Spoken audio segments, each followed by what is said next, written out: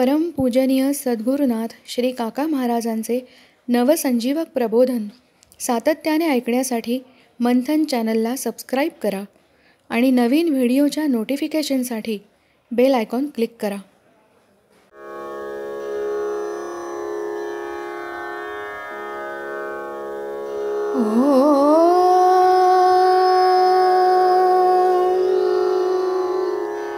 नमः शिवाय.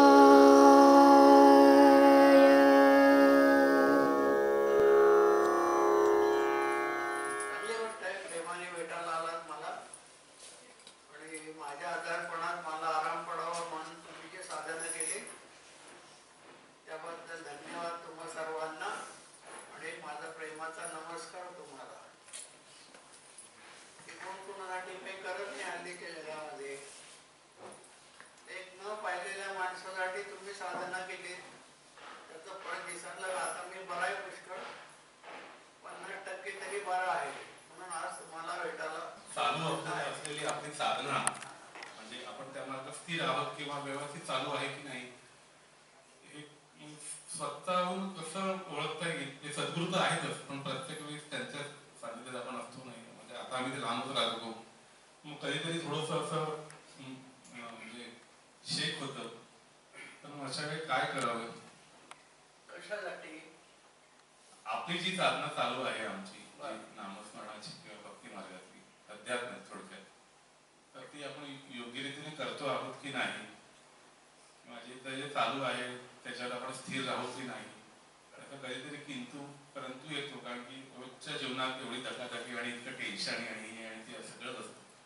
तो कधीतरी स्वतःलाच प्रश्न पडतो की आपण जे करतोय याचा आपण खरोखर प्रामाणिकपणे करतो आहोत का स्थिर आहोत का ते कधीतरी स्वतःलाच पडताळून पाहण्याची वेळ येते यावी असं वाटतं मला. मग ते कसं साध्य करावे? हे बघा साधना करायला माणूस लागला लहानपणापासून करतच असतो काही ना काहीतरी.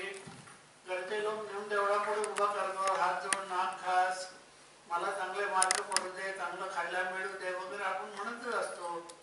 मोठे झाल्यानंतर आपण काही ना काहीतरी मोठ्या वाचायला लागतो एवढा जातो कोणातरी ऐकतो सगळं करत असतो पण त्याला प्रॉपर गायडन्स चालू नसतो.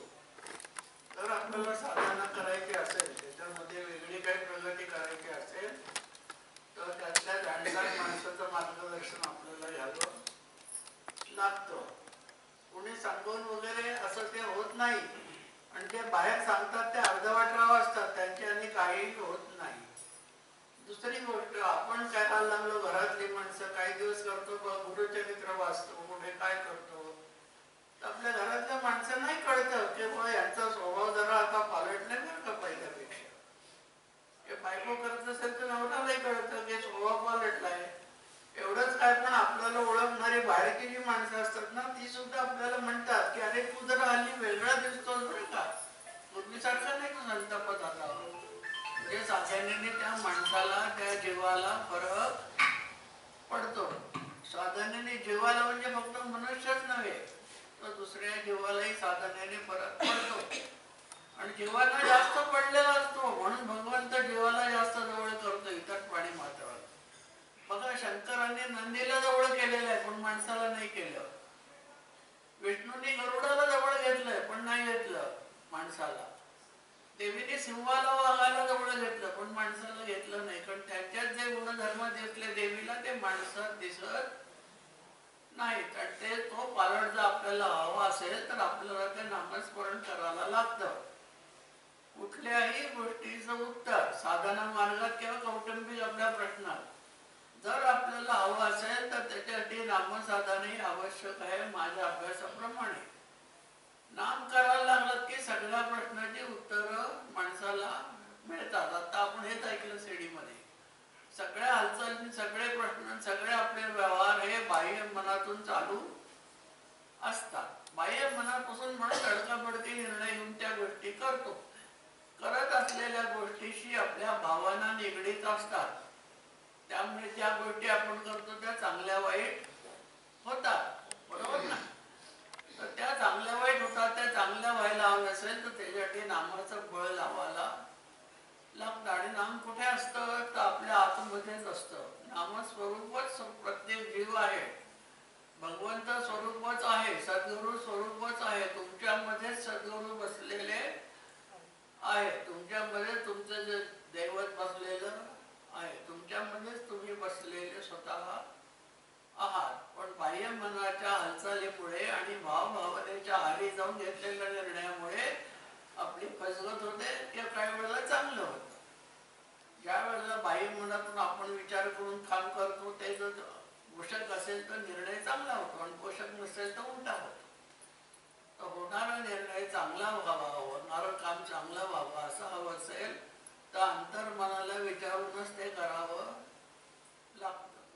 एखाद दिवशी सर्व प्रयत्न माणसाचे हरले तर तो शांत निराशेने का होईना पण शांत बसतो आणि आत विचारतो की ही गोष्ट करताना आपण थोडा विचार केला का नाही.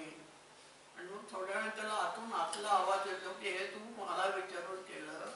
मी पुन्हा सर मुंबईहून आले आणि आता जे तुम्ही म्हणालात की आमच्या सद्गुरु कृपेने आज तुम्ही आमच्या समोर आहात आणि तुम्ही मार्गदर्शन साधना आणि नाम जे सद्गुरु रूपी तुम्ही म्हणालात ते घेण्यासाठी काय करायचं याचं थोडं मार्गदर्शन घेण्यासाठी होय ना.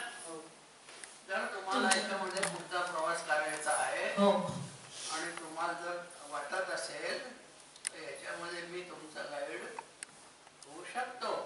आणि तुम्हाला ते व्हायचं असेल इच्छेने तर तुम्ही बंडू काकांकडून एक माळ घेऊन जा. ती माळ तुम्ही सोनाराकडे गाठवून घ्या. गाठवून का घ्यायची तर 10-15 वर्ष बघायला लागत नाही चांदीत गाठवली की. ती माळ असते साध्या दोऱ्यात तर तुम्ही करायला लागलं की महिनाभरात तो दोरा तुटतो आणि म्हणे इकडे तिकडे